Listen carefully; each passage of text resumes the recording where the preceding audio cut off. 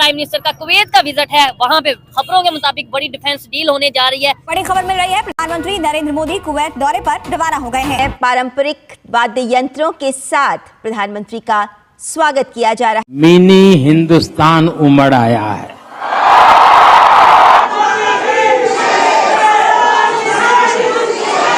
मोदी जी के लिए सर झुका करके अपनी पलके बिछा करके कुवैत में खड़े हुए थे और मोदी मोदी के नारे लगाए जा रहे थे, भारत माता की जय के नारे लगाए जा रहे थे, हमारा तिरंगा झंडा सर्वप्रथम रखा गया था।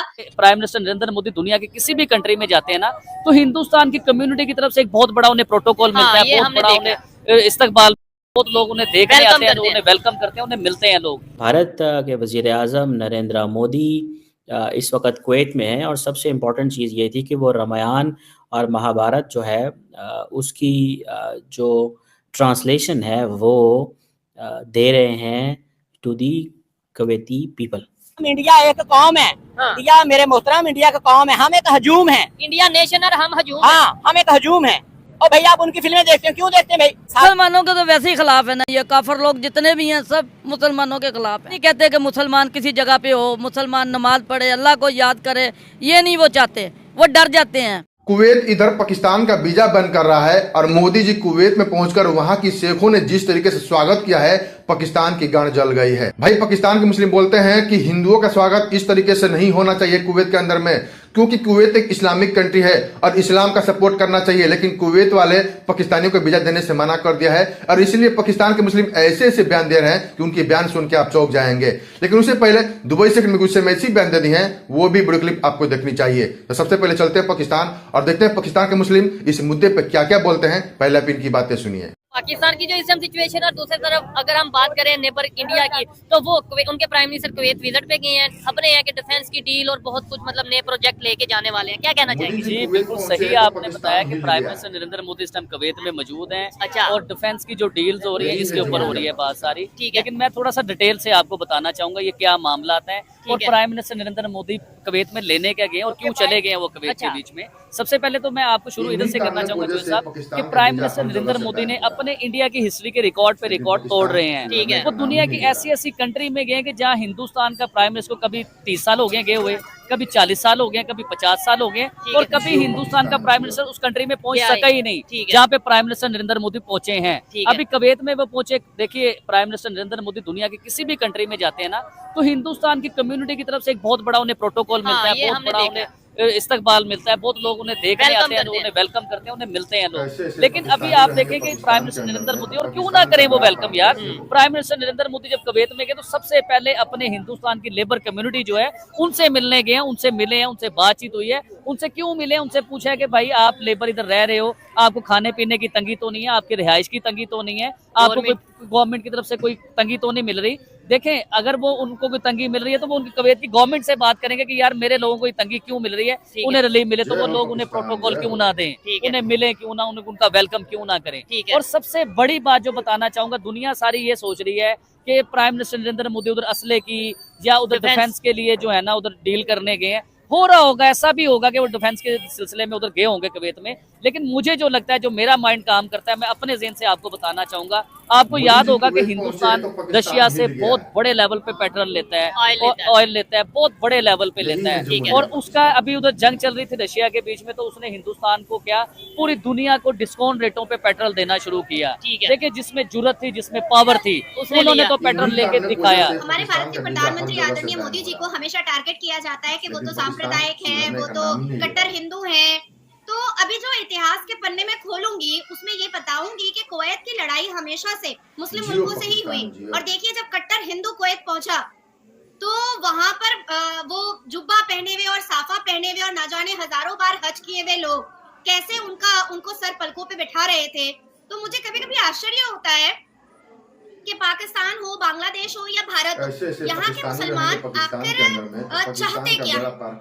क्योंकि यूएई मिडिल ईस्ट का मुसलमान तो रिफॉर्मेशन चाहता है, जो 54 या 55 मुस्लिम मुल्क है वो तो रिफॉर्मेशन चाहता है, वो डेवलपमेंट चाहता है, वो आदरणीय प्रधानमंत्री मोदी जी का साथ चाहता है, वो भारत का साथ चाहता है। लेकिन आकर बांग्लादेश और पाकिस्तान और भारत का मुसलमान क्या चाहता है। इसलिए मुझे हंसी आ रही थी कि जिस भारत के मुसलमानों को अपने आप को सबसे ज्यादा खुशकिस्मत समझना चाहिए कि आदरणीय प्रधानमंत्री मोदी जी हमारे प्रधानमंत्री हैं, वही सबसे ज्यादा दिन रात कोसता रहता है हमारे मोदी जी को। और देखिए कुवैत के मुसलमान जो कट्टर मुसलमान है, जो पक्के मुसलमान है, जो अल कुरान के मानने वाले मुसलमान है, जो ला इलाहा इल्लल्लाह मोहम्मद रसूलुल्लाह का मीनिंग समझते हैं, तो अब मैं क्यों ना बोलूं कि जिन्ना ने जो आतंक स्टार्ट किया था उस आतंक की चिंगारी आज तक हमारे भारत के मुसलमान जो है वो सुलगा रहे हैं, बांग्लादेश के मुसलमान सुलगा रहे हैं, पाकिस्तान के मुसलमान सुलगा रहे हैं, ये सब जिन्ना के मुसलमान पाले हुए हैं। क्योंकि जो कुवैत है, जो साफा पहनते हैं, वो तो कई बार हज करते हैं तब उनको साफा मिलता है, जो हाफिज कुरान होते हैं तब उनको साफा मिलता है। ऐसे ही तो साफा नहीं मिल जाता किसी को, ऐसे ही तो जुब्बा नहीं मिल जाता किसी को। तो जो हजारों बार हज किए हुए लोग हैं वो आज मोदी जी के लिए सर झुका करके अपनी पलकें बिछा करके कुवैत में खड़े हुए थे और मोदी मोदी के नारे लगाए जा रहे थे, भारत माता की जय के नारे लगाए जा रहे थे, हमारा तिरंगा झंडा सर्वप्रथम रखा गया था। तो मुझे एहसास कमतरी होती है, मुझे बुरा लगता है, मुझे बहुत दुख तकलीफ पहुंचती है कि जिस भारत के मुसलमानों को सबसे ज्यादा खुश होना चाहिए था वो भारत का मुसलमान हर रोज आदरणीय प्रधानमंत्री। दोस्तों, भारत के वजीर आज़म नरेंद्र मोदी इस वक्त कुवैत में है और सबसे इम्पोर्टेंट चीज़ ये थी कि वो रामायण और महाभारत जो है उसकी जो ट्रांसलेशन है वो दे रहे हैं टू दी कुवैती पीपल। ये एक इम्पॉर्टेंट चीज़ है। बाकी उन्होंने क्या किया वो तो मैं आपको बताता हूँ, लेकिन रामायण की ट्रांसलेशन करा के वहाँ पे बांटना, लोगों को देना। आपको पता है रामायण एंड महाभारत जो है ये दोनों इंडिया की जो ग्रेटेस्ट एपिक्स हैं और जो हिंदू वे ऑफ लाइफ है, हिंदू थिंकिंग है, बिलीफ सिस्टम है, और ये समझ लें कि जितने भी हिस्टोरिकल इवेंट्स हैं जो कि इतिहास और संस्कृत में है इसमें बहुत सारे टैक्स इसके अंदर आपको मिलेंगे। जिसमें जरूरत और पावर नहीं थी वो पेट्रोल नहीं ले सके, जो अमेरिका के गुलाम है या दुनिया की और बड़ी कंट्रियों के गुलाम है वो पेट्रोल नहीं ले सके। लेकिन हिंदुस्तान डिस्काउंट रेट पे अपनी आवाम को फायदा देते रहे, उनसे पेट्रोल लेते रहे। फिर उनके भी रशिया के भी कुछ हालात बेहतर होने शुरू हुए, उन्होंने पेट्रोल के रेट थोड़े से बढ़ाए।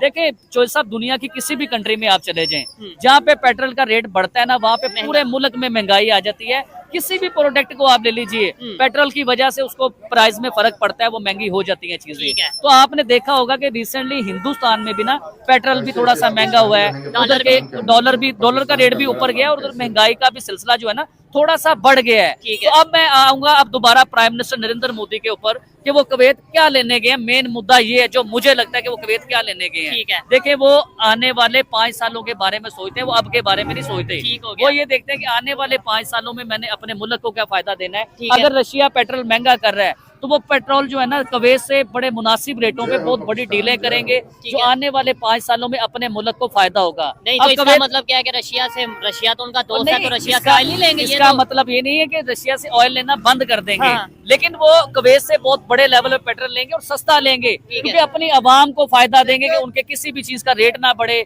उनके ट्रैवल का रेट ना बढ़े, उनका पेट्रोल का रेट ना बढ़े, उनका डॉलर ऊपर ना जाए, उनके मुल्क में महंगाई ना आए। यानी कि वो दोस्ती नहीं देख रहे, वो ये देख रहे हैं कि कंट्री का फायदा जिसमें हो जाए, रशिया उससे सस्ता देगा वो उधर चले जाएंगे। क्यों बात करता हूँ इनकी हिंदुस्तान की या उनके प्राइम मिनिस्टर की तारीफ क्यों करता हूँ कि वो अपने लोगों के लिए सोचते हैं। वो यारियां दोस्ती नहीं देखते कि मेरे रशिया के साथ बहुत बड़ा तल्लक है और मेरी आवाम बेचारी महंगाई में पिसती जाए, ऐसा नहीं देखते। अब कुवैत कौन है? कुवैत जो है दुनिया की सबसे महंगी तरीन कंट्री है भाईजान।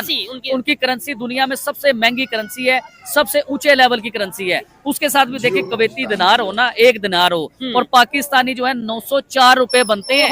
एक दिनार की बात करूं, पाकिस्तानी 904 रुपए बनते हैं। अब आप आए हिंदुस्तान की तरफ, 1 दिनार हो और हिंदुस्तान के 270 समथिंग कुछ ऐसे बनते हैं, हिंदुस्तान के 275 या 274 ये बनते हैं। कितना बड़ा डिफरेंस है चीज को लेके। तो कुवैत भी एक बड़ी स्ट्रॉन्ग और बड़ी पावरफुल कंट्री है। आपको याद होगा कि कुवैत के जो नेबर की 3-4 कंट्री हैं, उन्होंने प्राइम मिनिस्टर नरेंद्र मोदी को हाईएस्ट सिविल अवार्ड दिए हैं, चाहे वो सऊदी अरेबिया हो, चाहे वो कुवैत हो, चाहे वो कतर हो, तो इनके जो करीब करीब कंट्रीज हैं, सब ने प्राइम मिनिस्टर नरेंद्र मोदी को सिविल हाईएस्ट अवार्ड दिए हैं। और मुझे ये भी लगता है कि कुवैत भी उन्हें बहुत बड़ा सिविल हाईएस्ट जो है ना अवार्ड देगा। और अवार्ड अगर नहीं भी देता तो ये अवार्ड नहीं है तो क्या है भाई, इतना बड़ा प्रोटोकॉल, इतनी बड़ी इज्जत मिल गई है उन्हें, ये जब से मोदी जी कुवैत के अंदर में पहुंचे हैं तो पाकिस्तान हिल गया है। भाई पाकिस्तान के मुस्लिम ने ऐसे ऐसे बयान दिए हैं, आपने सुना ही होगा। तो आपको इस वीडियो में क्या कमेंट करना है, एक कमेंट जरूर कीजिएगा। चलते हैं दुबई से। दुबई से में गुस्से में ऐसी बयान दे दिए हैं, वो भी वीडियो क्लिप आपको देखनी चाहिए। तो पहले आप दुबई शेख का बयान सुनिए, क्या बोलते हैं दुबई शेख। अभी सब लोग हमको क्या बोलते मोहम्मद भाई क्यों तुम नहीं जाते, शिकायत करते ये लोग जो तुम्हारा वीडियो बनाता है, जो तुम्हारा जूता बात बोलता है, तुम्हारा आवाज निकालता है। हम गया मालूम लोग हमको क्या बोला सब पाकिस्तान का नंबर आते हैं, तो हम लोग कैसा लोग को पकड़ेगा, कैसा पकड़ेगा, तुम लोग हमको जवाब दियो। हम मानते तुम लोग कोई उधर से इन लोग को चेकिंग करेगा। अभी हम जितना कर सकते हैं इन लोग, ये लोग को बचाता है, इन लोग को रास्ता दिखाता है, इन लोग के लिए क्या क्या नहीं करते अल्लाह जानता है, हम क्या क्या नहीं करते आप लोग के लिए, और क्या किधर भी जाते हैं हम। लेकिन ऐसा लोग आता है जो हमारा नाम खराब करते हैं, एक गंदा अकाउंट बनाते हैं, गंदा जूता गरीब लोग को बर्बाद करता है। क्यों उधर से आप लोग का मुल्क से कोई नहीं यानी देखेगा ये कौन है क्या है, जाओ उन लोग को जेल में डालो, कुछ भी करो, और फिर क्या बोलते हैं वीजा खुल गया, वीजा को कैसा वीजा खुल जाएगा, किधर भी जाओ ये कौम कुछ खराबी करते। वल्लाह अज़ीम हम लोग आप लोग से बहुत प्यार है, लेकिन ऐसा लोग तुम लोग को बर्बाद करते और तुम लोग नहीं सकते, लोग को पकड़ेगा। अभी ये सब तुम लोग का मुल्क का नंबर निकला, हम क्या कर सकते हैं। अगर इधर था हम इसका मां का दूध का याद लाएगा, क्योंकि ये इधर नहीं है, वो जानते हैं ना हम लोग कुछ नहीं कर सकते। तो आप लोग उधर मुराकबा नहीं है, उधर नहीं सकते कोई देखे ये कौन है। हम लोग इधर मेहनत करते हैं, सब चीज करते हैं कि आप लोग को बचाने के लिए, आप लोग को तब करने के लिए, और ऐसा लोग जाते हैं हम लोग का नाम खराब करते हैं, हम लोग का वीडियो डालते हैं, ये गंदा बात बोलते हैं। क्या बात है, तुम लोग एकदम कुछ नहीं कर सकते, फिर मुबारक हो। हमारा मतलब तुम लोग समझे ना, फिर मुबारक हो। आपने देखा दुबई शेख ने कैसे बयान दिए हैं। दुबई शेख हमेशा लेबर के सपोर्ट बोलते हैं, चाहे इंडियन हो, पाकिस्तान, बांग्लादेश, नेपाल, कहीं के भी हो, हमेशा लेबर के सपोर्ट में खड़े थे। प्लीज दुबई शेख के लिए एक लाइक जरूर कीजिएगा और हमारे चैनल को जरूर सब्सक्राइब कर लीजिए, ताकि आपको पाकिस्तान के बारे में और दुबई के बारे में इंफॉर्मेशन मिलती रहे। चलिए वीडियो स्टार्ट करते हैं, मिलते हैं अगले वीडियो में, तब तक के लिए जय हिंद, जय भारत।